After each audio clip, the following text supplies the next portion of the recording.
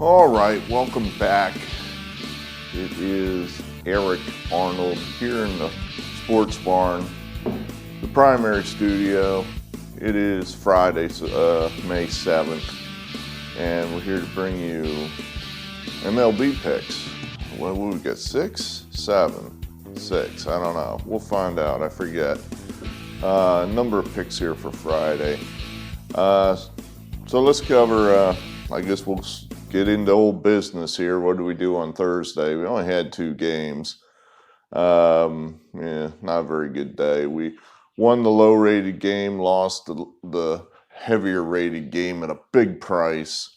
So, what can you do? Hey, put it up there. We'll move over here so I can drop it in there. The Phillies, yeah, they did, I guessed right on that one that it was just as good a chance that Zach Wheeler would dominate as Brandon Woodruff, and basically they both dominated. I don't play over and unders, but I'm starting to wonder if there isn't something to be said here for looking at unders, just in general, but it seems like especially on getaway day. This is the second game that we've had this week where it's been a, 1 or 2-0 grinder where neither team's got almost any hits at all. It's like, come on. Teams are incapable of playing any kind of small ball. So, if they're not crushing the 3-run home run or, let's face it, in this year, simply a 2-run or solo home run, no runs are going to be scored. So, I haven't followed the over-unders, and I don't know. I'll have to crunch those numbers because I am curious. But it seems to me the unders should just be killing it so far here in 2021. The number will adjust eventually, but I don't know. I'm just speculating. I haven't looked that shit up. And then the Yankees burned us. Garrett Cole does not get it done. The big buildup I had for Garrett Cole, it's great and all unless you're not that good. Apparently, Garrett Cole's simply not that good. A pitcher we could trust, a pitcher that is worth the money he's getting. That guy would have closed the deal out today against the Astros, but not good enough. He had a lead, but the guy came out. A star pitcher takes it to where the point that the bullpen can close the door and you don't have iffy pitchers in between to give it up. Well, he had to relinquish the ball, and the iffy pitchers gave it up. So big loss for us. The only thing I'm thanking myself that I didn't make that a top play because I didn't trust Garrett Cole. I should have trusted him not at all and just not had the game. But oh well, bitter. I'm bitter. What else is new? I took my mother to the eye doctor yesterday. She wanted me to go along.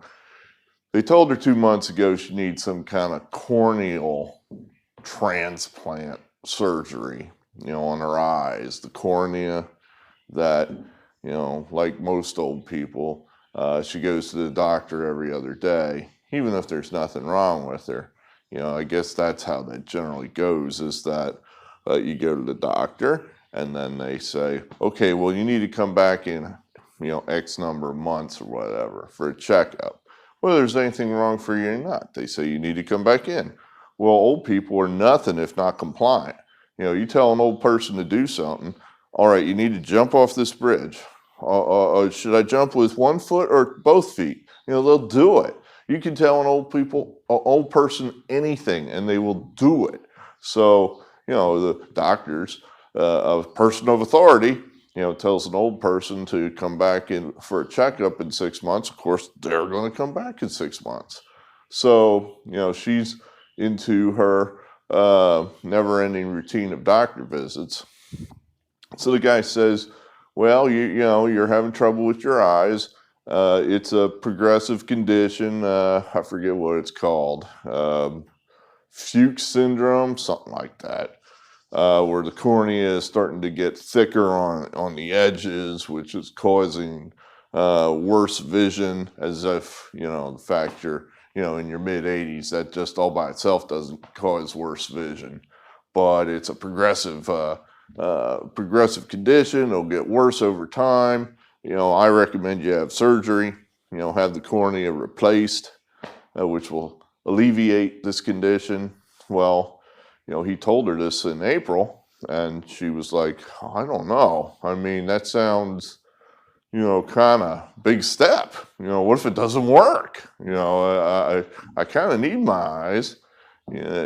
So she kind of, pushed back a little bit, to her credit, and said, well, I don't know, and then he said, well, yeah, we're booking, you need to, it'd be good to do it because we're booking these surgeries, already into July. So if you need it done, you need to book now.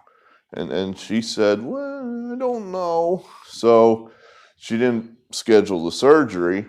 What she did do is make an appointment to come back in 2 months. That would be today. And, well, was it a month? I forget what she said. I think it's been basically 2 months since she was there. She was there in March, I think. At any rate, so she comes back to revisit the issue today. And, this is where I'm along to, try to determine, is this surgery necessary? And we go in there, and I'm like, here we go. I could be taking a nap right now, but here I am. So doctor comes in, and he's kind of like, looking at his little charts and stuff, and, trying to remember why she's there. It's like, well, okay, you're back again. I see, your vision's this, it's that, it's blah, blah, blah, blah. How you do making out with the contacts, blah, blah, blah. Is your vision getting much worse? No, I don't think you need the surgery at all, really. I think, everything looks like it's good. I mean, if you're not having real trouble with your eyesight, if it's manageable, I don't think you need the surgery. And I'm like, what am I doing here? I didn't say anything. I just kind of sat there thinking, what's going on here? And, partially I thought, all right, my mother's an old person, and she just got mixed up. He told her something 2 months ago, and she just got mixed up. So I said nothing. Plus, we're getting the answer we want to hear anyway. You don't need the surgery. Everything's cool the way it is. Just leave it the way it is, which is what you want to do anyway. Win-win. But, as I'm leaving there, and I'm asking her some questions, she didn't get screwed up. She's old, but she's not she's got all her mental faculties. In fact, she's probably smarter than that doctor is. And she knew damn well what he told her. And it was just weird. It just sat oddly with me. It almost felt like, do they just try to push old people into these kind of procedures, whether they need them or not? And then if there's any pushback, they just throw them into, okay, well, she didn't fall for it, so we'll just, oh, no, you don't need that surgery. But, if somebody's not so strong on their skates, and the doctor says, well, you really ought to think about getting this corneal replacement surgery. Or, gee, can we do it tomorrow? No, book tomorrow, but we can get to you maybe in 2 weeks. Boom, they get this procedure, which I don't know if they need it or not. And the other thing I thought was, and it might have been that I'm there, just like, okay, doctor, I don't believe in doctors, so explain to me why we need this again. He might have just been like, all right, you got me. You really don't need it, which she doesn't, admitted as much today. So I don't know. Yeah, I avoid doctors. I mean, I figure when my body tells me I need a doctor, it'll tell me I need a doctor. So, until that point, I think we're doing just fine on our own. So, I think sometimes it's a self-fulfilling prophecy. You go to a doctor, they're going to find something wrong with you. They are going to find something wrong with you. Plus, that's how they make their money. Oddly enough, the biggest employer of Berks County is the Reading Health Care System, the Reading Hospital. It's bankrupt. Why is it bankrupt? Because of this goddamn pandemic. They bankrupted themselves because of the pandemic. I mean, they didn't really do it themselves, but I guess they kind of did, by blithely going along with every last mandate, lockdown, whatever. They're now bankrupt. People are going to get clipped, and by that I mean fired. That's going to happen probably in the next 2 months. Why? Well, because you guys didn't do any joint replacements for the last 18 months. So anyway, that's my rant about the American healthcare system. Let's talk baseball. Friday, the 7th of May. What do we have on the card for you? We got a couple top plays here. Oh, let's see. First up, this is just kind of a warm-up game, a one-star game, but it's the only game going in the afternoon, so just a little token, just a little appetizer, just a little action. I think you got to keep going here with the Cubs. Kind of a significant series this week, that Cubs sweeping the Dodgers, 3 aces, Bueller, Bauer, and then Kershaw, and they beat all 3 of them. What does this tell us? I don't know what it says about the Dodgers. I still say the Dodgers are far and away the best team in the National League.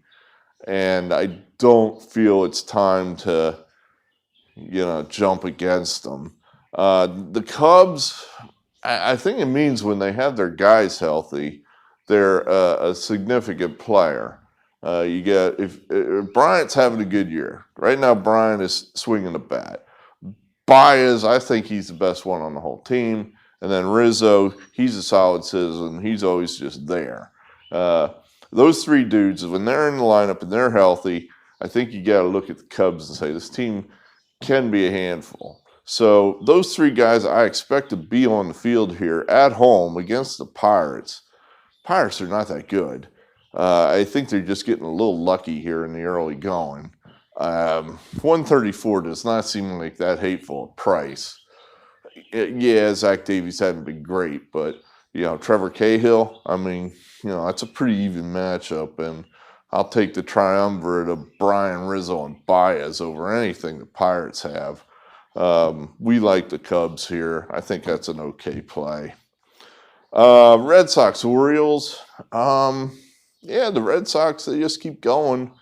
And Eduardo Rodriguez, he's one of these sneaky aces. One of these guys who just wins. His team wins like 65% of his starts. That's unheard of. And he's not that, you look at his stats and they're not Bauer-esque or certainly not a DeGrom or whatever. He's like the anti-DeGrom. His numbers aren't gaudy. He just wins. So you're getting not that bad of a price on him here. The Red Sox generally win, 60-65% of their starts against the Orioles. So, I think you're getting some value here going up against, the Orioles. They've been playing okay, and they're coming off a big high. John Means throws the complete game no-hitter. But now Matt Harvey, it just strikes me as a pitcher that the Red Sox are going to square up. So, like the Red Sox in that one.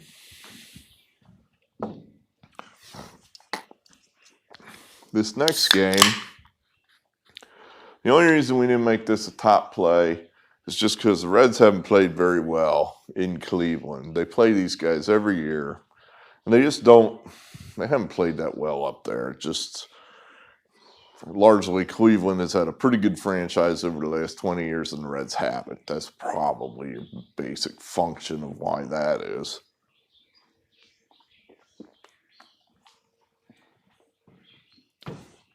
but you got a couple things going here. I think this is a good spot to catch the Indians. They had some magical hold over the Royals out in Kansas City where they just could do no wrong. If they needed a hit, they got a hit. If they needed to get somebody out, they got somebody out. If they needed a ball to go through somebody's legs, then that's what happened. It was just, crazy, magical stuff. And, really, now you're coming on, not playing the Royals anymore. So it's kind of a quick change where we were in Kansas City yesterday, and now we're back home. I kind of like those chaos spots where, end of a long trip. Now I'm home. I haven't even had a chance to unpack my bags yet. I just threw the stuff in the kitchen, and, the wife immediately jumped on top of me wanting to have sex. And now I got to be at the ballpark at 3 p.m. and the kids are here and this and that, and a lot of stuff going on, and maybe I'm not just paying attention to the game. So, and the Reds. This is a new dawn for the Reds. I've always thought that the main issue with the Reds is Joey Votto. He's a guy making $25 million a year. They plug him into the 3-hole. All I can think of there is either he just must have some domination over the clubhouse that the manager's afraid of. That's the honest answer. Either that or he's got naked pictures of the manager in some compromising position with something. Because there's absolutely no reason to be batting this guy third. He's not a good offensive player anymore. He's not a good defensive player anymore. He's a negative player. And he's gone. They finally got rid of him through luck. Broke his thumb. He's no longer in the lineup. I don't even think he'll be making the trip. So, your clubhouse is now Votto free. And I think that is all they're going to need, maybe, to put some good baseball together. The freedom from Votto. And that's where we're looking at the Reds here at a decent price, plus 128. I think the Reds, this is a good spot for them. Good spot for them. Before I get to the next game, I doing the show without notes, I did want to make mention of one play I did see in yesterday's action. It was in that Yankee game that we lost. Well, you know what? I'm going to work that into it. We'll get to that in a minute. See, I'm making this stuff up on the fly. Let's get to this Ranger Mariner game. Let's do it. And then I'll try to remember to come back to that. Rangers, just a team, again, if you played the Rangers all year long, you'd be making money. Oddly enough, it seems like the Rangers are that team every year. For whatever reason, the Rangers are never as bad as people think they are. And they've got a brand new ballpark. People are going to go down ballpark just to see the new park, just to get out, just to go to a baseball game, just to be free, in that it's the only place in America, I think, that you can go to a ball game and not wear a mask, and they can take any number of fans in there that they want to put in there. So the Rangers are at 500, just took 3 out of 4 from the Twins at huge numbers. I like the Rangers here. I mean, the Mariners are an okay team, and they're up and coming. But, if you look at the Mariners' history, it's the opposite of the Rangers. The Mariners are a team that always underachieves. Always underachieves. So we're going to look here at just take the Mariners are not totally unlike the Angels. An underachieving franchise. So we're going to take the Rangers here. I think that's a good spot for the Rangers. Certainly a cheap price, and we like them. All right, here we go. Blue Jays Astros. The play I saw that happened in New York was, a variation of my new favorite play.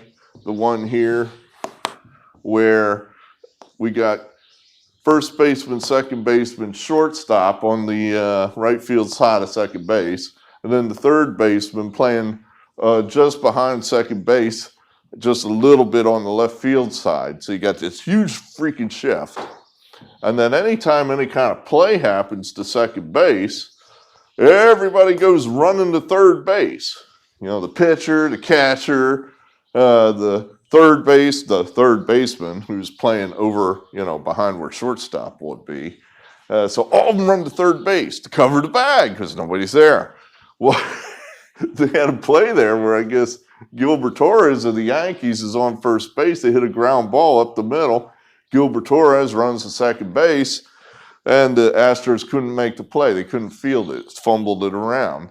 Well, Torres sees this, and nobody's running to third. So he just keeps going. Just keeps on going. Pitcher's standing there going, The catcher finally figures this out. He's like, oh, shit. So he takes off for third, and Gilbert Torres is just about the third. Catcher's just about the third base. Bregman's still got the ball behind second going, I don't really have anyone to throw to. And then Torres figures out, well, all I got to do is get past this catcher, and I'll outrun him to the plate. No one's there.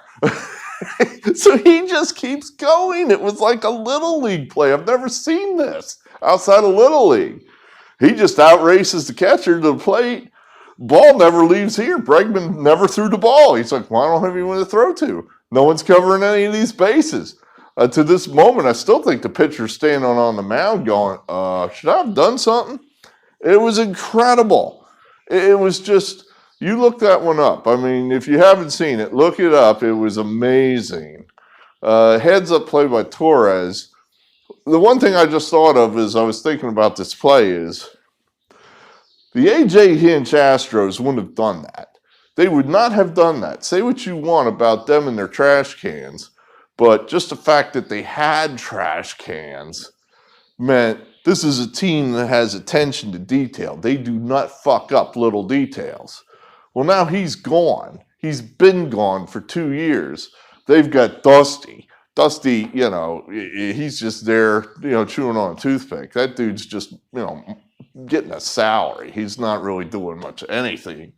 So I'm thinking the Astros, not a team to be feared. I just don't think that's a team that's really that tightly wired anymore, that they make mistakes like that. Bad teams make mistakes like that, despite the fact the Astros won that game. I just think the Astros are perhaps a team that we don't really need to be looking at that going, ooh, that team's scary, So that was just a thought.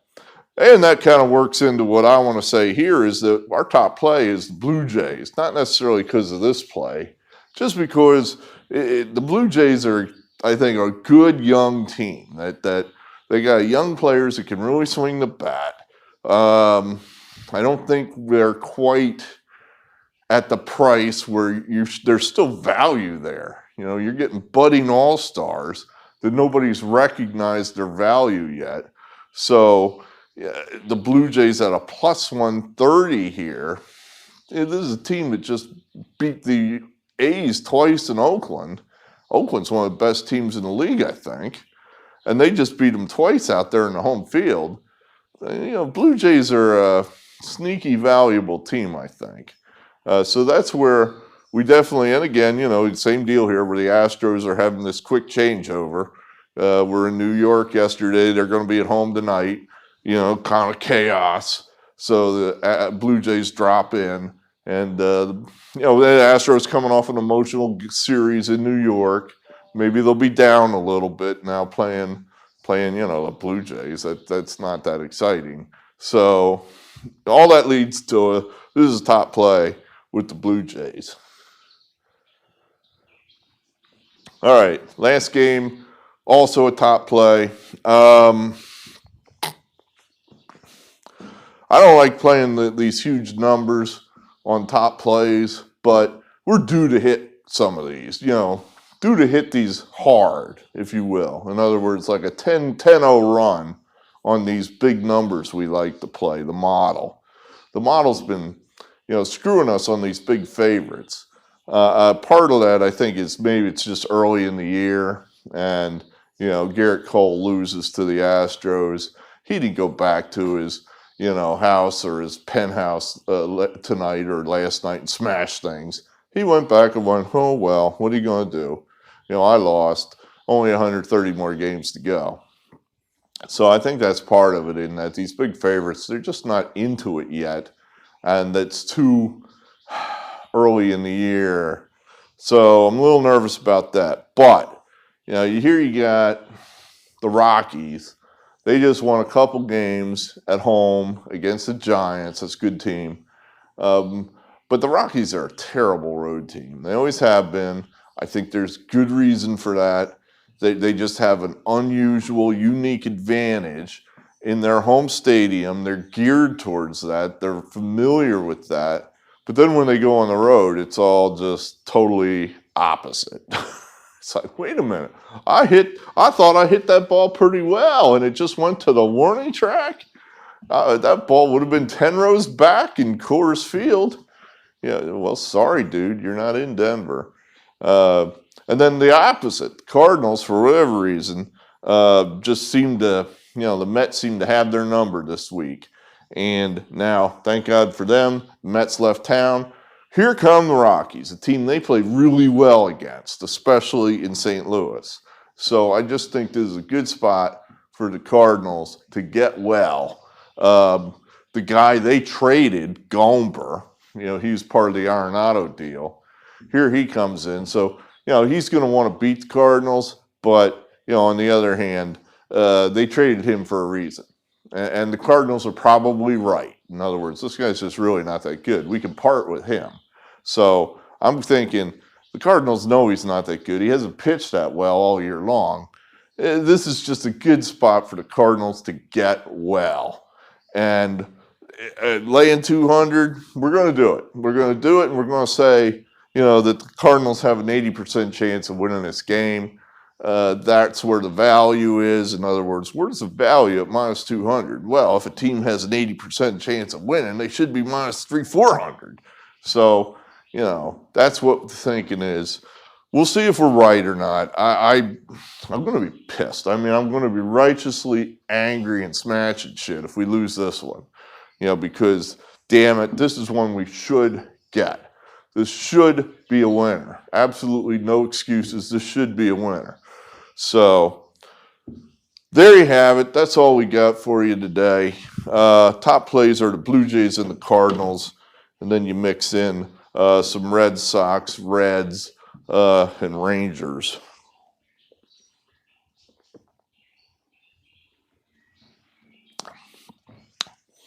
As usual, thank you to all you viewers. Pittsburgh Louie, commenter, baseball fan. I heard some positive things here recently about the virus. I don't want to make the video too long, so we'll probably get into them in a future video. But, I'm thinking it's possible, not likely, possible the world could go back to what we would consider normal. Not the fucking new normal, the real normal. It's possible, not likely, possible. So, for me, that's a step up because I thought there was no chance in the world that would happen. Now I think it's simply possible. So, crossing your fingers. I'll talk about that some other video. Hey, subscribe if you want. We always like new subscribers. Like button, that's always a good thing. It makes me feel better. And we'll talk to you at least sometime this weekend. I don't know when, but sometime this weekend we'll see you again.